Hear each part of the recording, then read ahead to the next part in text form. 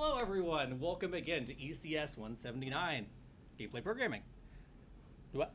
I'm on the screen? We're good? Alright, thank you. So today, we'll be going over peer reviewing.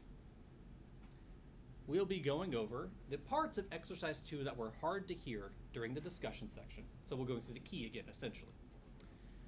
We'll be talking a bit about how peer reviews are graded, as well as taking part in the peer reviews themselves. We'll be digging into the beginnings of the pub-sub pattern, which will be the pattern behind Exercise 3. So we're loading you with the intellectual information you need to get started next Tuesday. We will also hopefully have time to play a little bit of Chrono Trigger like I've been promising for a week, and examine what's going on with the game, its gameplay systems, and to look at a real live thing and examine it. All right. But the very first thing we're going to do today is a quiz. It's not graded. I'm going to give you 2 minutes. I want you to, if you have a piece of paper or if you just want to remember it, describe these cameras in terms that we used for the scroll back lecture last week.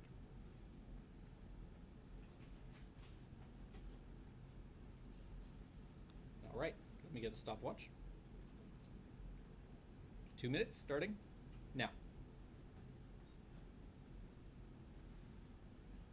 It's a quiz, you better hurry. Not graded, don't worry. On the left is Rastlin, the Rastlin Saga. On the right is Rayman.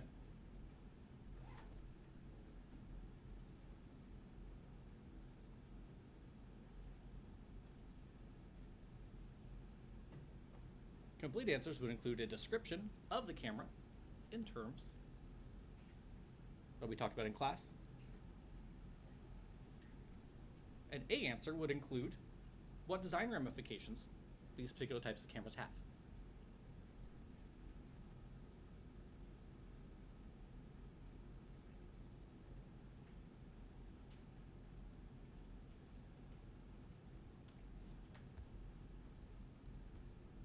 One minute remaining.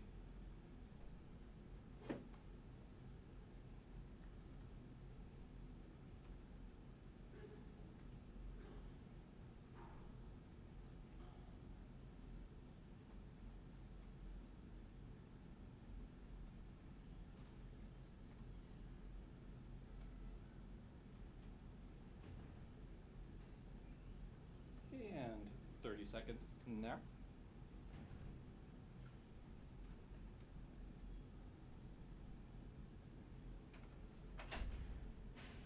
Oh, you're late for the quiz. You have 30 seconds left. It's not graded, don't worry. It's one of the joys of being in front of the classroom. All right. 5, 4, 3, 2, 1. Digital pixel proxies down. Digital pencil proxies down, I should say. All right. Who thinks they have answers to these? Show of hands. Okay. Someone who didn't raise their hand. What do you think? No, I'm not done. Who thinks they have the answer? Who would like to answer the question? Okay, go ahead. We have a cluster of people over here that are answering the question. Yes. So for A, it's basically the camera window where you touch the edge of the window, it'll move the camera in that direction, and it doesn't move the camera when you're in the window. And so one thing about this window is it's like up and to the left rather than just in the middle. Mm-hmm. So then, like we said in class, you basically, because it's adjusted that way, you're kind of more aiming to go forward, and then stuff in the back and from the top, you have less time to react to if you're on that side of the window. Excellent. So it builds suspense, enables the designers to do things like ambushes. It can have a dynamic difficulty setting. There can also be front-back fighting patterns. So it can also, inside of that small box, give you some rhythm play. All right, who's got B? Go ahead. So with number being the Rayman game, it seems to have kind of like two sort of camera controls depending if you're looking for vertical or horizontal. With horizontal, it seems directly locked on the player, although shifted to the left, giving them a much greater view of what's in the direction they're moving. Uh-huh. Well, for the well, it sort of follows the player whenever they land on a platform and slowly like interpolates to them from a vertical perspective. And I think kind of the design choice that go into that at first, for the vertical component of it, having it only move when you reach a platform could make platforming easier, as you kind of have a consistent, base like ground level to go on as you're jumping. But at the same time, it also limits the amount of information you have going forward, especially when it's above you. Kind of from a vertical perspective, it seems that the vertical camera is almost doing the opposite when it comes to information. So it's already kind of ahead forward, so it gives the player more information than what's going ahead. Exactly. Bonus question for B. What about the game's sprites, graphics, and resolutions influences the camera placement? How is this as much of a technical solution as it is a design solution?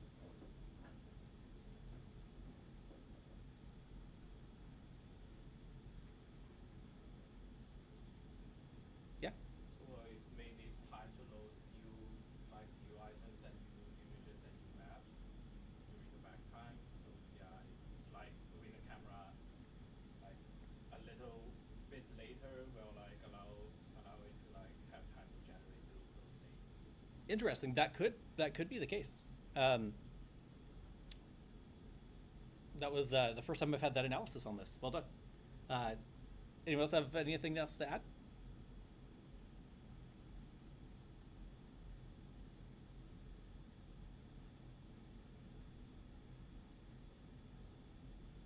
Yeah.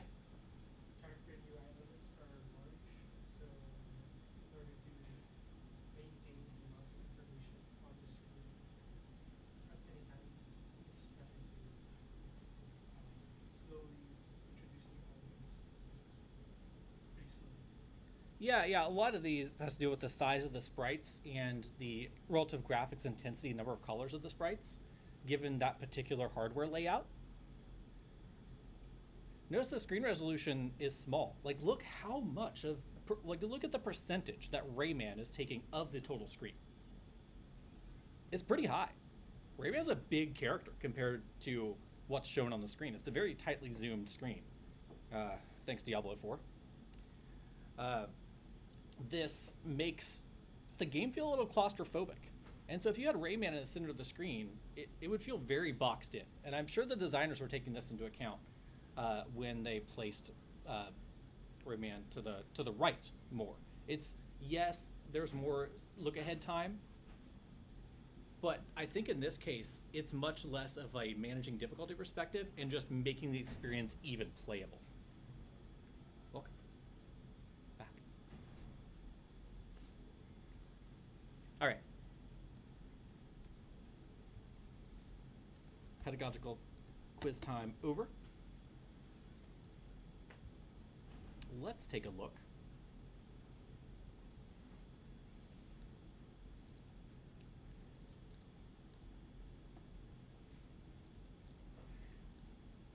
at the repository.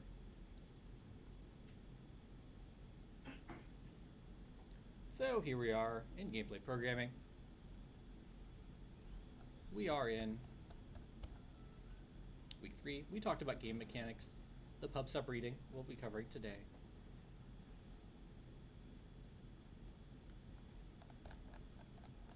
But also today, the peer reviews are this week. We're assigning peer reviews. You have to work on peer reviews. So let's take a look. So we have this peer review folder in the repository. Here we have 2 things of note for you. 1, at the bottom, we have the templates for each peer review. Let's take a look at one. So these templates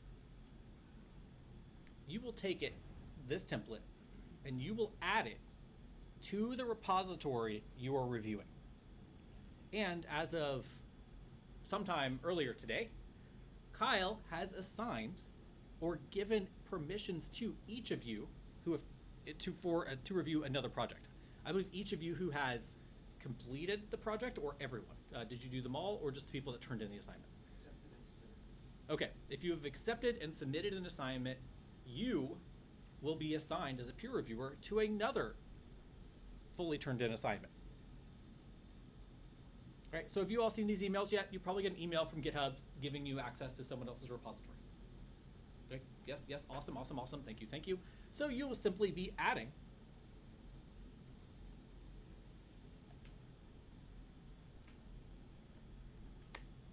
with the instructions here. So the due date will be Tuesday, 11:59 p.m., just like all of other due dates, we're keeping it consistent. So here what you'll do is you'll have a copy of this markdown document. You can simply go to raw and copy and paste the raw markdown. Or you can download the entire file and add it to the repository. Most people will just go to GitHub and edit it through the browser, since it does have support for Markdown. You can also clone a copy, put in your Markdown file, and then push it up after you edit it and commit it. You can keep the name of the file, peer review-exercise 1.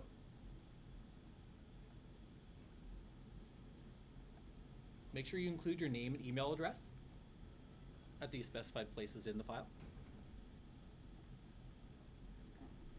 The first portion of your peer review will be assessing how well they solved the task at hand. You will give an assessment per stage, in terms of perfect, great, good, satisfactory, and unsatisfactory. So you'll have to use Markdown to select one of the options, like good here is selected. And then I want you to write a justification. Now, if someone's done a perfect job on it, you can describe how it was perfect, that they solved all the assignments. They handled, for instance, the command pattern well to handle moving left, to moving right as well as left. You can say they also did a good job. They also handled the sprite flipping well. There was no extraneous code. The solution worked as intended, as described. So you can do that for each stage. So here's a little description on what each one of these means. Perfect is you cannot find any flaws in the prompt. They perfectly satisfied all stage objectives. Great is there is a minor flaw in an objective or two. Good, there's a major flaw, maybe some minor flaws, but it's still largely working in a broad sense. Satisfactory works maybe half the time.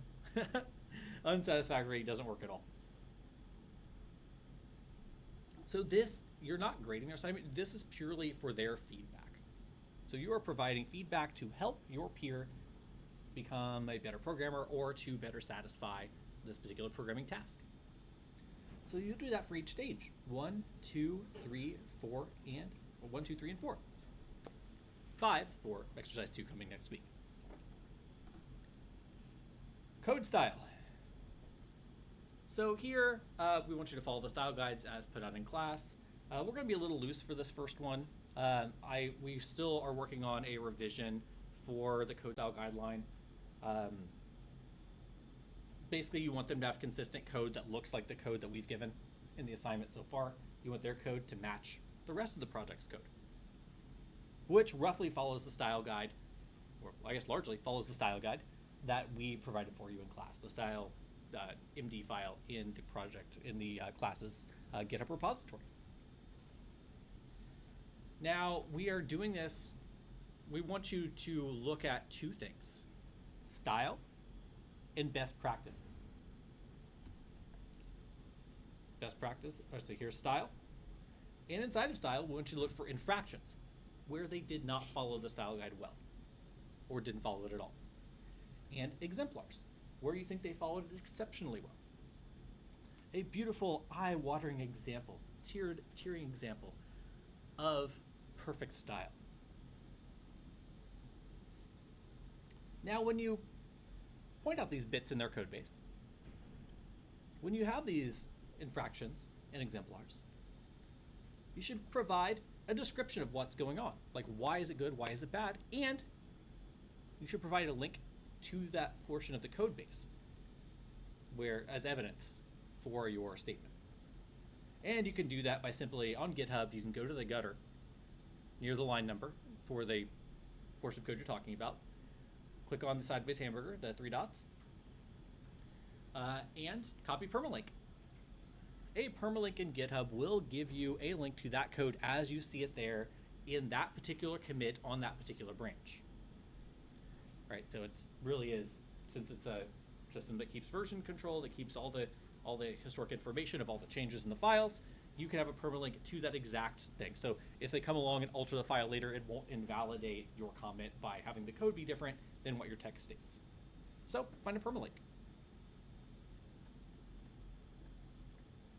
And finally, best practices. Same deal, infractions, and exemplars. If you're having a real hard time of finding any infractions, there's probably a lot of exemplars. If you're having a hard time finding a lot of exemplars, there's probably a lot of infractions. So in almost every case, there's something to write about. If there truly are no infractions or exemplars of note, and you're worried like, oh, I'm going to get a bad grade on my peer review because there's nothing to talk about, come and talk to us. We'll help you out. We may see something you can write about that you didn't see yourself. Or we'll give you another repo that's a little more fruitful. All right, any questions about this format? Yes? How much is the peer review negatively affect like your personal grade? Like someone else can get the peer review? It won't, like their peer review has no bearing on your grade. We do the grading. Okay. Their peer review is for their grade, Okay. right? How well you do peer review on someone else's repository affects your grade. Yeah. I mean, usually there's a parity, right? If you don't do the assignment well, that will be reflected in the peer review. A lot of them are truthful to the grading, but not all of them. Some people are just not good at peer reviewing or don't see the things we want to look for.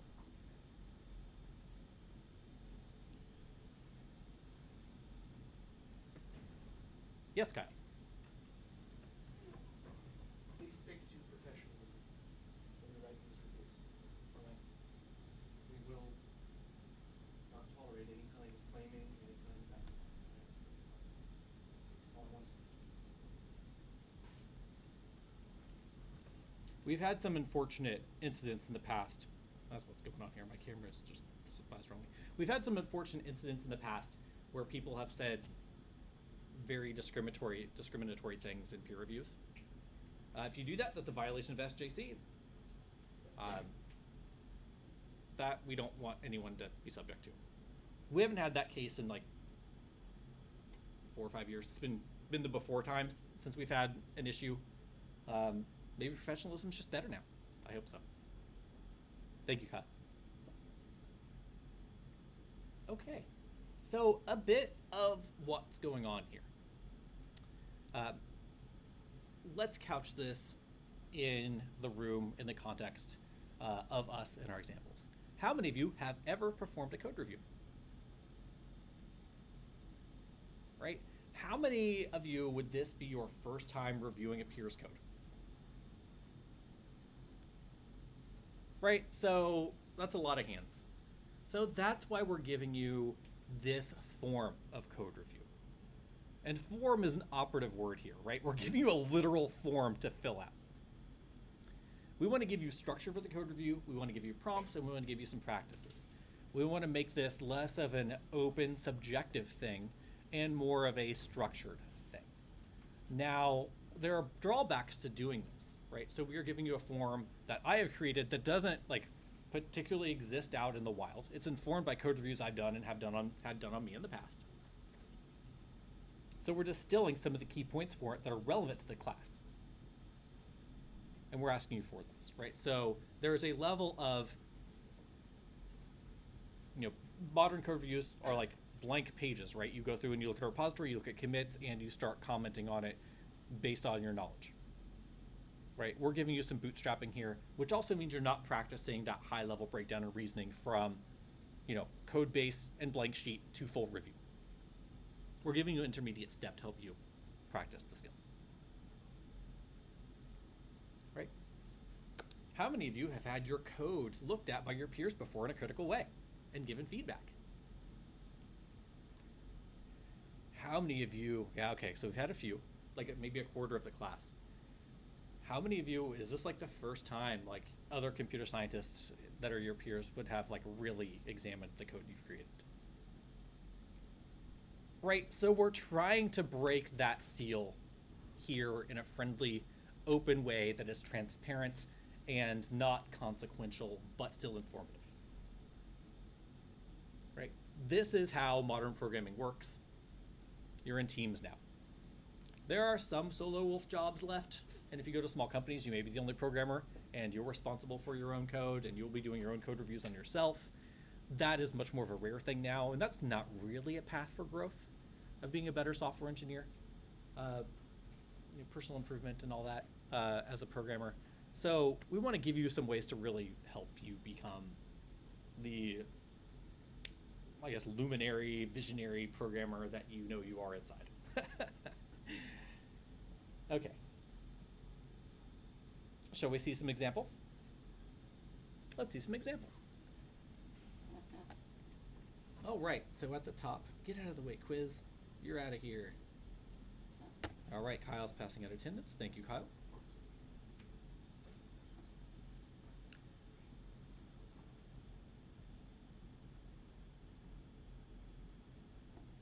So here are some examples. Graded examples. Now, to get like a perfect A or an A+ on a code review, you're gonna have to knock our socks off.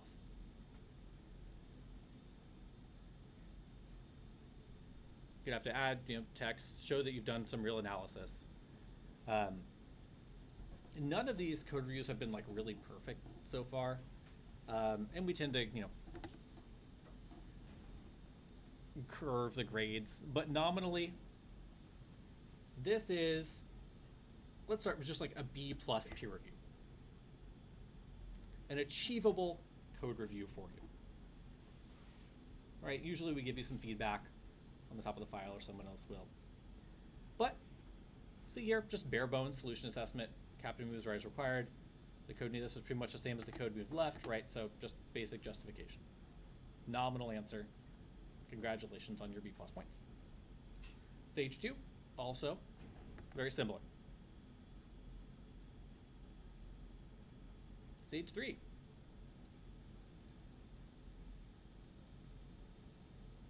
So in a lot of cases, we'll take context into account. So if the repository you're grading did an excellent job on all of these, we're gonna, for your peer review, for the grade of your peer review you're conducting, we'll kind of, ameliorate the points here. If there's not much to say and you think your code review is a little weak, particularly on the stages, we'll sort of kind of ignore that for the final grade. So we have to do a little bit of subjectivity. If someone had errors, there's a lot more to say here.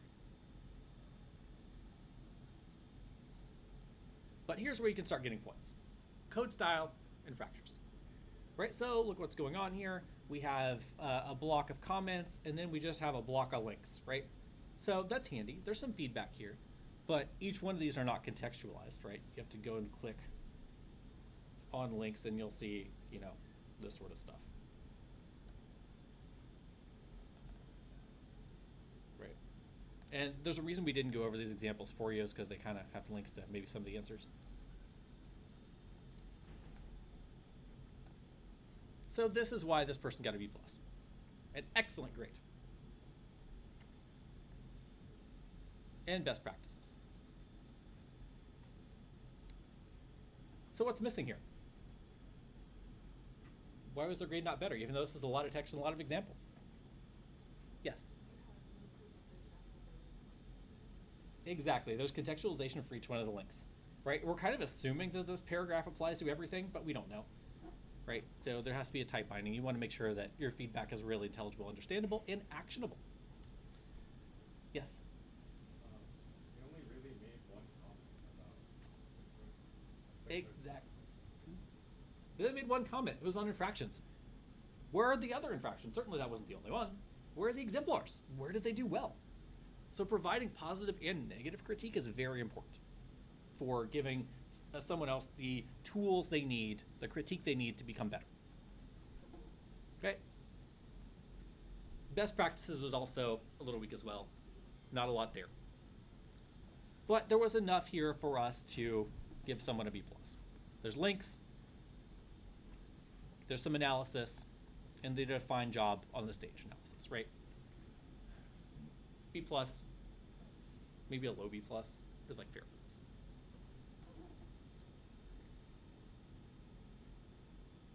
What grade should we look at next? Choose your own adventure. We have B minuses, we have bad grades, we have an A minus example. Yeah. A B minus. Let's do this one.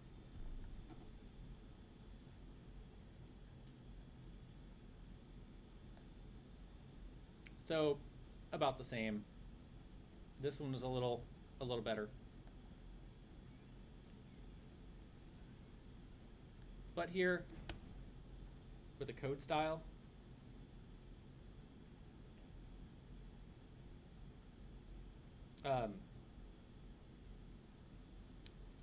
they didn't actually like link to the other person's project in strong ways. So you can see some of these just link to, I guess that one is a permalink. Some of them actually don't link to the actual code that they're reviewing, which is bad. Best practices review. So a lot of these were just a little light. There weren't a lot of contextualization. There are some examples. There's not really any exemplars. This one was maybe a high B minus. I considered giving this one a B. But with the links not working in ways, it was hard to give them that B grade. Let's look at the other B minus example. I think it's maybe a little more useful. All right. You know, light text for 1, 2, 3, and 4.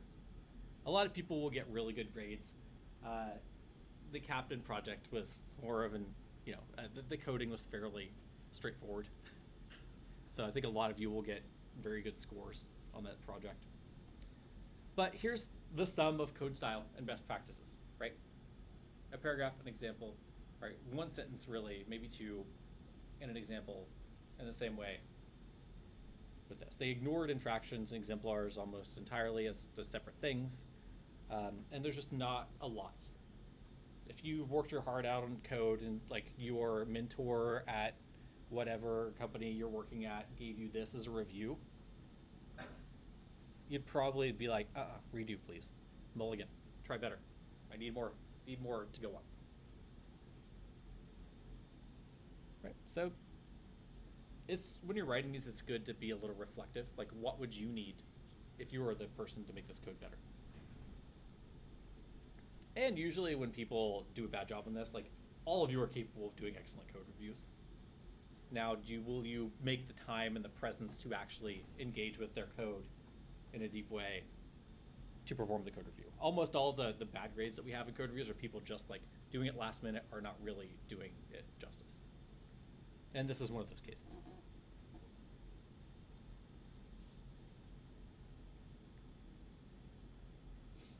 All right, maybe we should go to B now next and see how this is maybe incrementally better.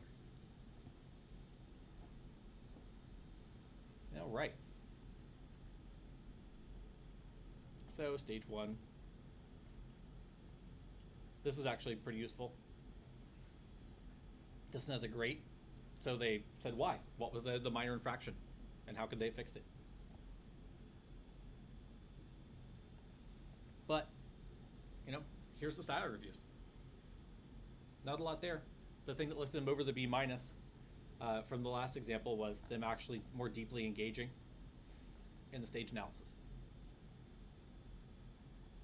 Even if they do something and it's perfect, you could always give them advice on how it could be better. I mean, perfect is subjective.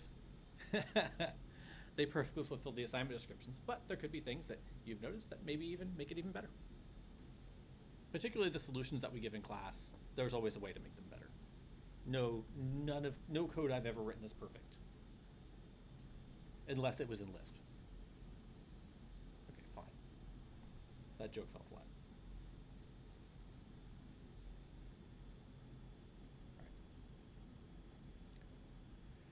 All right, so we look at another example here. Let's look at another one of the B pluses. And then we'll look at the bad example. Then we'll look at the best example that we have for you. All right, B plus. This is really what elevated it. Stage 2. Yep, a significant description on what was wrong and how it could be fixed. Right? That's kind of nice. I'd like seeing that when my code doesn't work, when I'm getting reviewed. That'd be great. Stage 3. Actually, I had some links in it. Refreshing to see. And stage 2 had some analysis.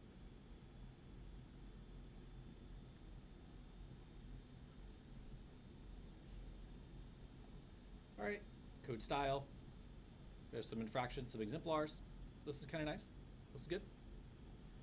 Best practices was a little light. This one could have been, with just a little more love on best practices and infractions, like an example or two, could have been an A-.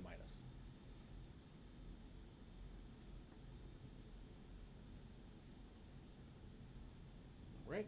A bad example. You know, perfunctory stuff here.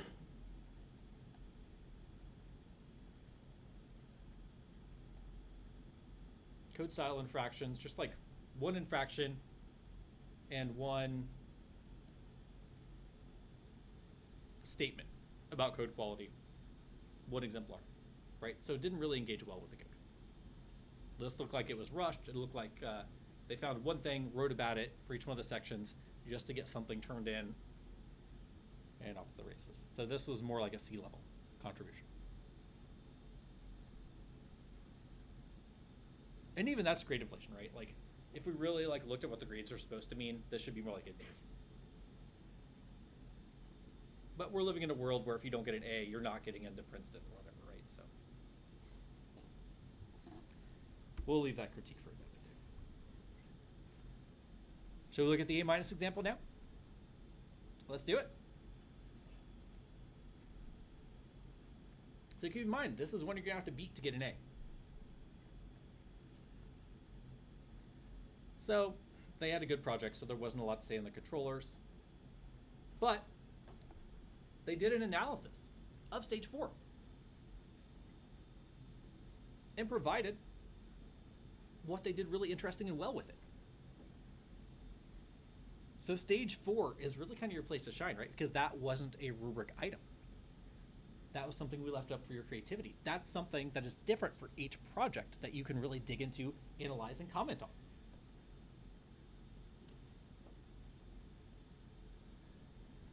There's where you can elevate. Now we had some style guide infractions and exemplars. The reason this one also got a grade is because this project was probably one of the better exercise 1 submissions that we had, you know, across the number of times I've taught this class. So this one was actually really hard to review. And so we do take that into account. But they did notice style guide infractions, and they did notice some exemplars. And they linked to them, which in this case was actually kind of hard to do. It could have been, like, the thing that would have elevated this maybe to an A would have been really pointing out more exemplars, given the context of that particular project. And with the best practices, this is where they really got a lot of points, right? They really started pointing out exemplars and infractions in a strong way. And they were smart comments, too. They really, I think, applied their longitudinal computer science knowledge, really deeply looked at the code the other person produced, and did well. Right. So what do you think? Does this help clarify what we're asking for peer reviews? Do you think you have a better idea now than you did an hour ago? Yeah? this type of thing useful for you? Going through the actual real examples and how they were graded and what our expectations are? You feel like the academic loop has been completed, so now you have the knowledge to go forth and crit? Excellent, excellent. Love to see it. All right, and so all these just here for you to look at. Browse as you will. If you want even more examples, we got plenty. Okay. Questions?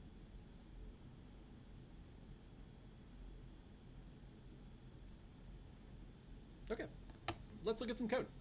Let's talk a little bit about the observer pattern. So what we're looking at here today, so to get you started, gameplay programming, projects, observer. So we're loading this project today. Ooh, I should delete that. I'm not sure my VS Code didn't get ignored. Hopefully it doesn't mess with your settings that much. So this is the project we'll be loading. In fact, I should already have it loaded. Observer. Okay. Let's change OBS to see it. Unity. Unity editor. What is going on here with the camera? There we are.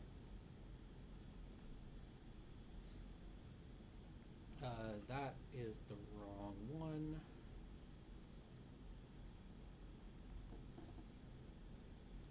Unity, editor, observer. There we are.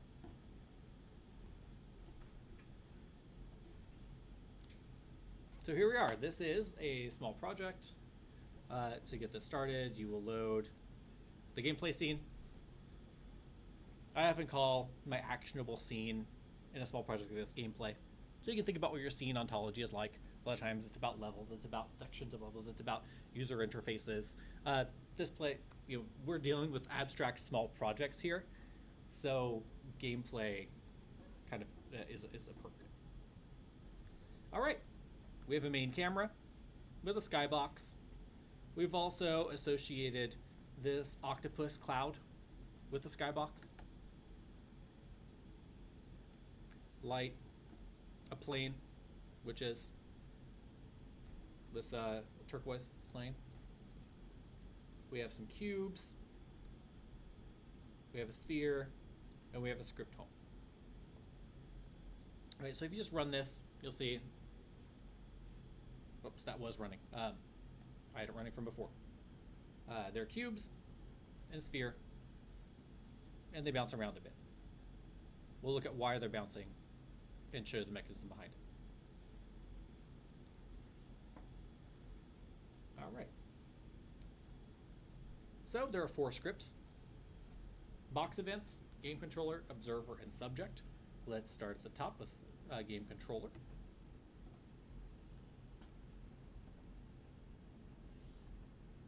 Get out of here. There we are. Get the code editor going. There we are. All right, so here's our game controller. First, we put it in the namespace observer pattern because that's the example that we're using. That is our domain we're working in. Observer pattern is the point of this entire project, ergo the namespace. Our game controller inherits mono behavior. We have a sphere object and 3 box objects. So this game controller is referencing all those entities and helping to control them and manage them like you would do with enemies or player. So this is sort of a central clearinghouse, a game controller. This is a common pattern you'll see in games. A uber entity, a thing that touches all other things to help manage when you need things managed holistically. A lot of times things can be managed by themselves. Enemies can just move and then respond to being hit. But if you want a more global coherence between objects and some level of communication between them, this is often a way to do it. We'll have a subject, which we'll take a look at. That's part of the pattern we'll describe. We have our start command, where we make new boxes. We'll look at the box object and what these mean. And then we have this mysterious thing here, subject.addObserver. Then we have an update function that says when sphere.transform.position.magnitude is less than 0.5. This is basically saying, is it less than 0.5 unity units from the origin? If it is less than 0.5 unity units from the origin, then we call subject.notify. All right, so we have this pattern here lying in the middle of this script. So let's take a look. So what we want here is a decoupling. What we want here is a way for entities in the world to simply say, hey, I want to subscribe to an event. Just like when you subscribe to a newspaper or a magazine, it just sort of shows up at your door. You don't have to worry about distribution pipelines. You don't have to worry about printing. You subscribe to something and it comes to you. Like RSS feeds, right? You look at the RSS feed, it gives you all the information you need to do your work. So it is a model where things are pushed to you and you don't have to pull a thing in.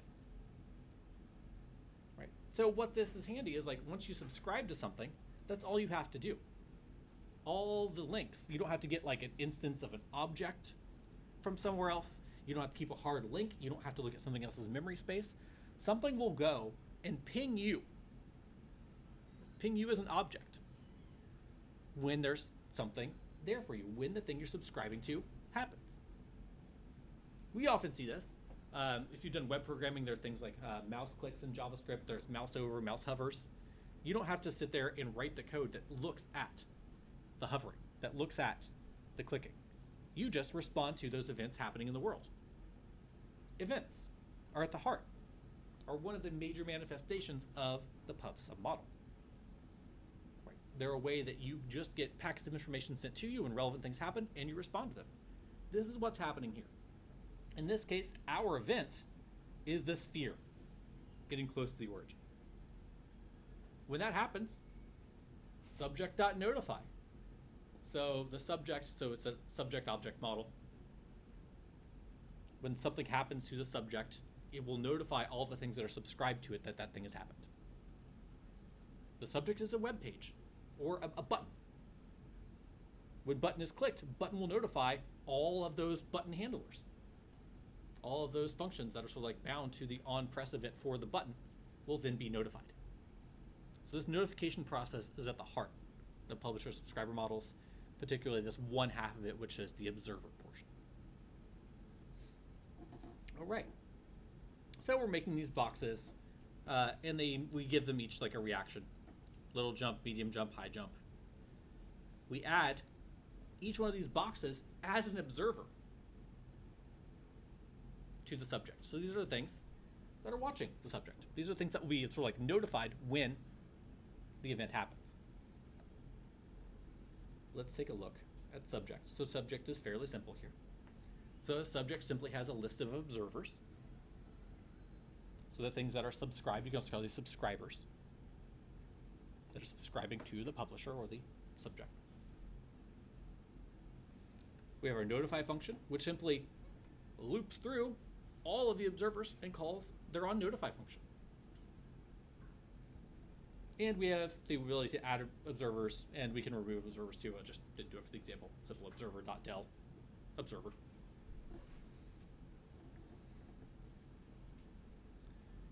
The observer class itself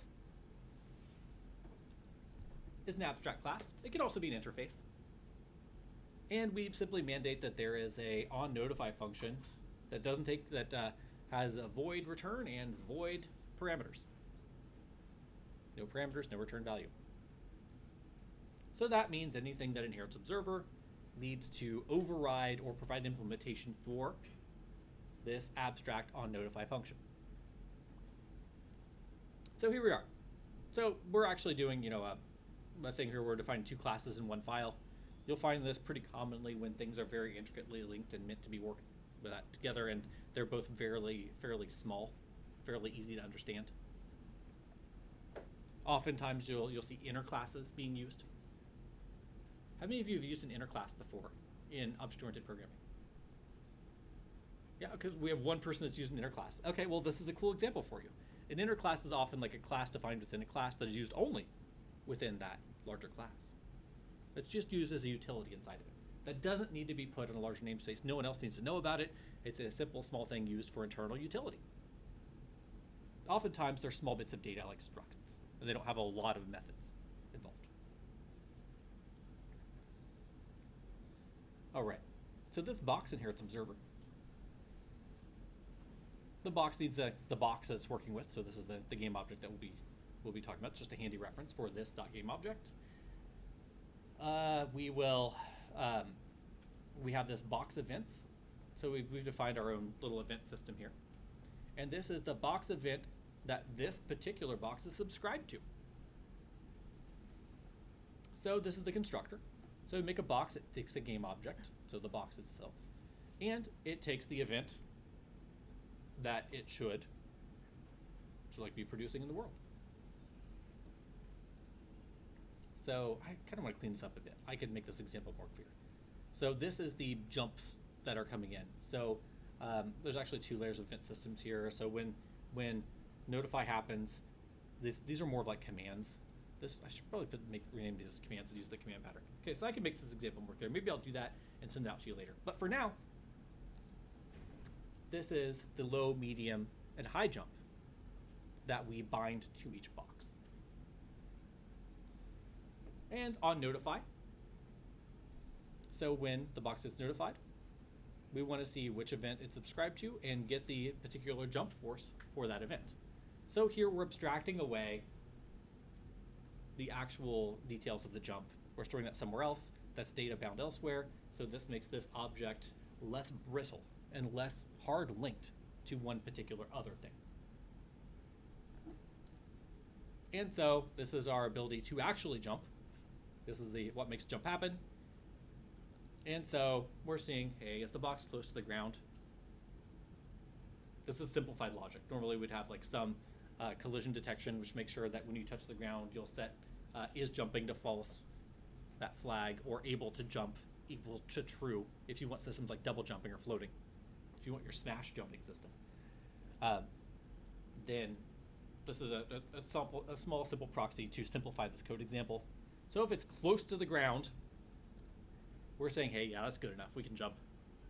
And so we're getting the rigid body and adding a jump force vector up, times vector up. Yes? Is it a good practice to have it be less than like 0.5? Like, why would you not just set it equal to 0? Because the boxes have height and width, and you're looking from the center of the box, not from the bottom of the box. So this, if you had it like significantly less than this, or like 0, it would never happen, because the center would never be 0 since that plane is at 0. Good question.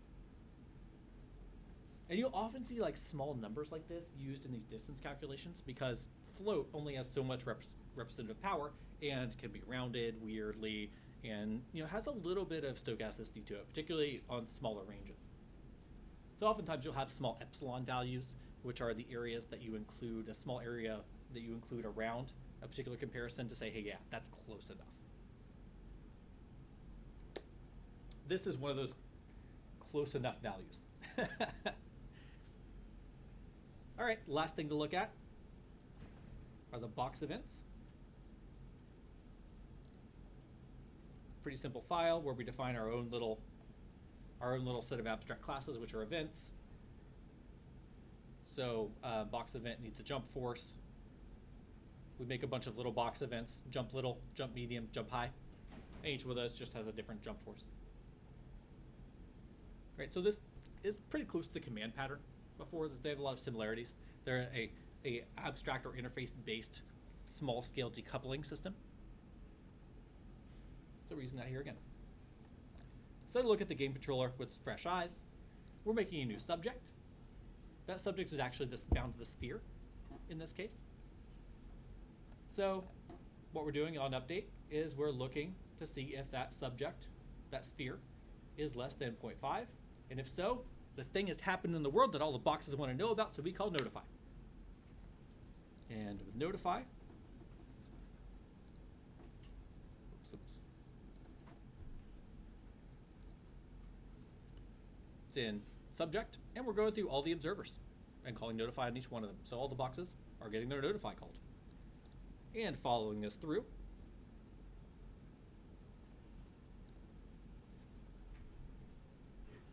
on when notify is called, each one of the boxes jumps. And it jumps given its actual jump force, which are defined right here. Box 1 jumps little, box 2 jumps medium, box 3 jumps high.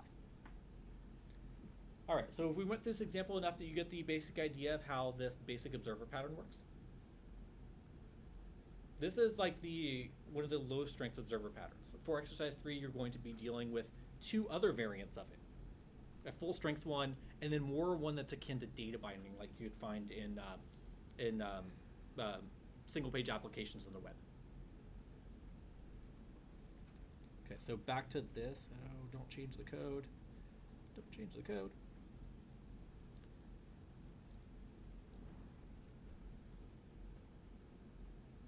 When the sphere drops and gets close, it's on the ground. Oh, I'm sorry. I'm sorry. Let me fix that. I'm used to having my numpad, so when I do the streaming with OBS in my office, I have the numpad bound to all the different views that I have, and it's just awkward without it, and I sometimes forget. So when the salmon sphere falls, you'll see that each one of these boxes are jumping, and this event is constantly being fired because the sphere is close to the ground. Now, if we start it here not in maximize mode, but play in focused,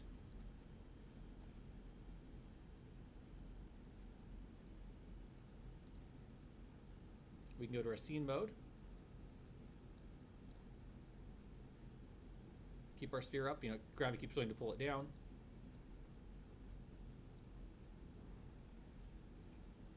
We can not subject it to gravity. So now stop gravity, the event stop. Subject it back to gravity, events start going again. Right? So the boxes are subscribed, and notice they're bouncing everywhere because physics is a little funny.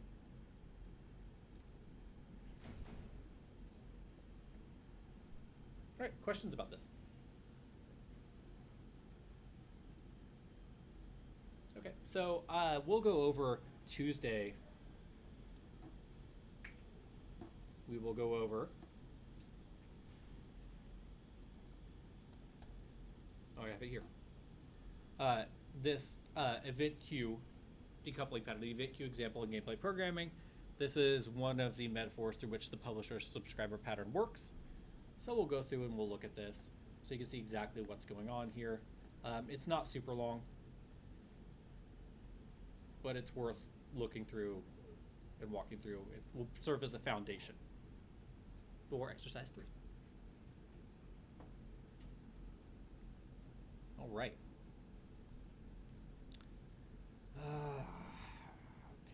Okay. Let's take a look at exercise 2. Okay, so let me go to it. I know you see it, but that's not what I'm actually seeing on my screen here. All right. So what I want to do with this, what I want to do now, I'm actually going to turn off the audio. Okay, master's down. Great. We'll turn off the audio. Turn it down way low. And we'll look at this key example. So notice here on the main camera, turn off the line renderer. Oh, I'm sorry, this is the wrong one. It's not the key. This is the key.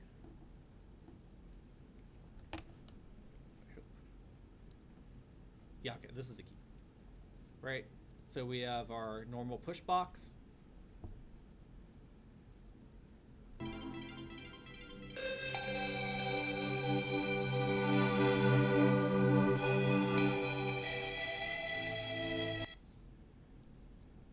I always forget that you can't adjust the mixer during play. It's a little weird. There we go. Okay, got our push box. I'm sorry, I put. Oh, come on. Is this also the wrong one? One moment. Okay, well, here's the position lock.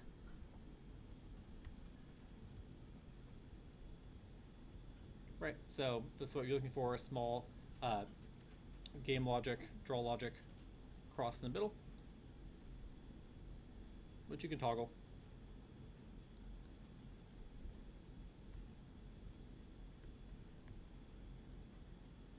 Frame auto scroller. So notice that it's moving the player at auto scroll speed, but the player can move around. Oh, what's going on? What's going on? Maybe this key doesn't work quite as well either. Okay. No. Okay.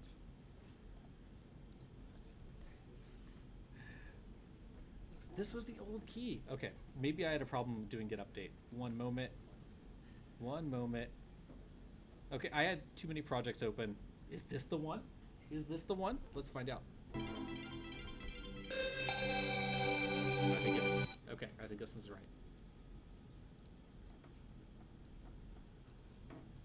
Pardon me flubbing up here. It's been a day.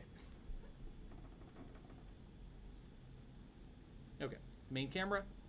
Bunch of cameras on here. We have our default push box.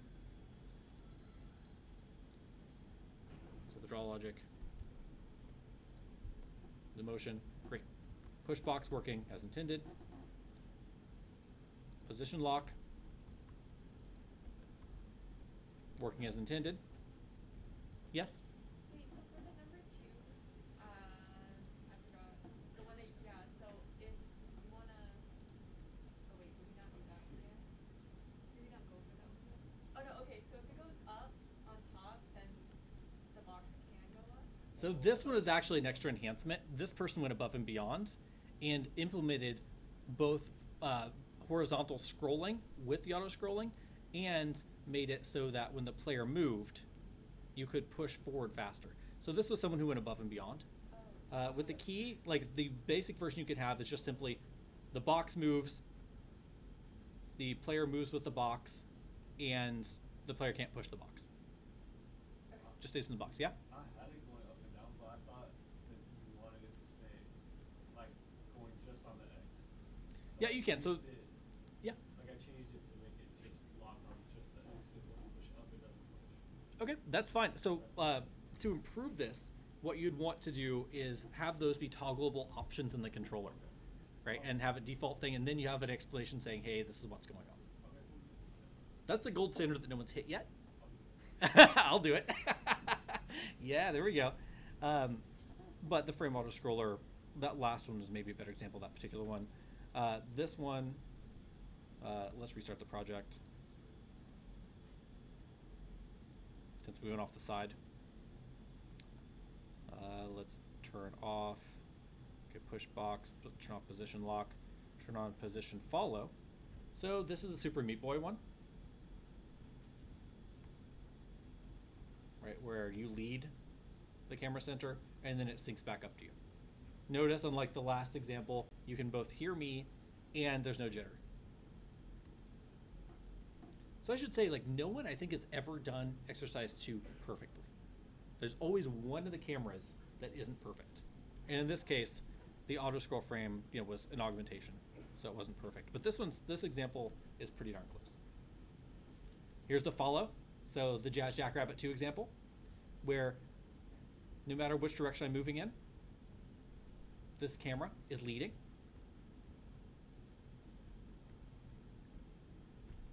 And then, oh no, see, this one's not perfect either. It should sync up, right? So there we go. Oh, it was just a very long time. It was a very long catch-up speed. 50-second catch-up speed. Let's see if that will work with, like, 2. Okay. Oh, you're right. Idle duration is 2. Let's make that 0.5 and see, maybe this will go better. Okay, right, so it could use some tuning, but it works. And then finally we have our 4-way speed up zone. Notice this is a variant where the entire center is a speed up zone. So we had one where there was a box here, an inner box, and you could move freely without moving the camera inside the inner box, and it would be speed up zone in between the inner box and the outer box. In this case, the speed up zone is the entire inner box. So you have two options on how to implement this camera. This was the second option, right? Notice that we're moving around. It's following us, but when we push the box, notice you'll see a speed increase. Boom, boom. Even vertically, you'll see we're moving slowly vertically, but then we'll move up and boom, it moves faster, moves maximum speed in both directions when we get a corner. Yes? For the position follow camera, should the catch-up speed be in seconds, or like what unit should it be? Usually we use seconds in Unity, so 0.5 would be half a second. Okay. Other systems use milliseconds as baseline numbers, like Python. Unity, the standard is you have pretty good double precision, like way more than any timing on your machine could handle. So you can use float or double, and you should be okay. I think it did 50, which was like, I think it's how fast it's catching up per second, rather than seconds. Let's see, the position follow. Yeah, position follow. Yeah, catch-up speed is 2. Bleach distance is 20. I'm sorry, so I maybe I didn't understand exactly what you're saying. But originally it was 50 for catch-up speed. Oh, did I change that? Yeah, you changed that. Oh, that You fair said enough. Seconds, that's why I was confused. Yeah, I'm sorry. Catch-up speed is units per second. Units per second. Yeah, yeah. And catch-up duration is. So we started position lock again. Let's go back to follow camera. 50.5. There we go. There. That's much more reasonable. Much more reasonable. Okay. There we go. Wait, but is the player supposed to go to the camera, or is the camera supposed to go to the player? The camera is actually going to the player, but we're actually really high up. So the way the perspective works, it makes it. Let's see if we can actually see this in the scene. Camera. F.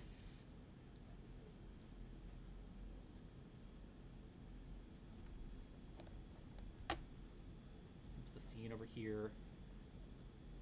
We'll do the game over here.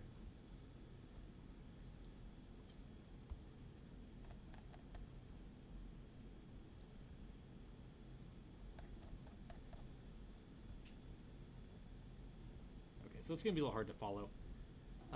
But I believe the math is right. It's just the distance that we're up in the air when the camera moves to match the player. You see a little bit of the parallax in the background, which makes it look like the player's catching up to the camera, but it isn't. We can verify that by turning off this, and we can go... actually, I'm not going to show you the code. Almost did. Almost did. You almost got me. We can talk about it during office hours. All right. We are almost out of time. It is 4 minutes till. We'll ask a bit of questions here, then we'll in class. Yes? For the follow camera, do we want, does the catch-up have to be linear, or can it like slow down as it gets closer to the player? It can slow down. We didn't specify the catch-up speed being linear or not. And normally what you'd have is, we'll talk about this later in class, is you'd have a one-dimensional transformation function that would have that curve of ease in, ease out acceleration for that particular field you wanted. Good question. Any others? Yes. So for the peer review, Mhm. and for like the style guide in general, like if there's a difference between the .NET style guide and your code, in particular, like the comments, like you don't put the period after, you don't put like a space after the double slash when the .NET style guide supposed to do that. So then when we do the peer review, like how should we critique them? And then if we're using like the baseline code as an example, like how do we link that? Yeah, that's where I follow the Unity style guide, predominant style guides instead of C#. So you can note it, being like, hey, there's two different style guides you could use here. You used one of them instead of the other. That shows that you've done a more deep analysis. That gives you more grist for your review, which also exposes the fact that there was a choice being made and you want to acknowledge that. That's a great thing to do. For this class, I'm not going to worry about it, really. For comments, usually I use the default of the editor in this case, since there's a discrepancy between the two. Unity often does not have a space in its comments, but it's a little all over the place. That's one particular area where there's not a sensible or solid or really consensus on what the right answer is, and it doesn't matter a lot for readability or practicality. So sensible reviewers would just be like, hey, maybe we should all just pick one for the team and go with it, but it's not that big of a deal. So you can mention that. Good question. Any others? Yes. What is your office hours? Office hours I'll have Friday at 11. Oh, so it's a thing every week. Yes, this will be Friday at 11 from going on forward. I'll make an announcement. I believe that was the highest vote. That's in person or? Both. I'll have Discord running, but I'll also be in person. It can be a little awkward back and forth, so just make sure that if you're online and I don't see you, make noise. And Kyle, is office hours? Did you change your time? No. Okay. No, I had it yesterday. Okay. And it was Friday we were discussing. Gotcha. Yeah. All right. Thank you. Maybe I'll see some of you at the talk happening in 10 minutes at in 1131 Kipper. Take care. Good luck in your assignments.